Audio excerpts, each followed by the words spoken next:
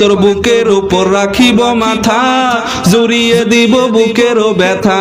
আমার পুরুষ যারা আছেন, বিয়ের আগে তো কত কথা ছিল, কত প্রেম, কত রোমান্টিকতা, এগুলো বিয়ের পরে শেষ হয়ে যায়।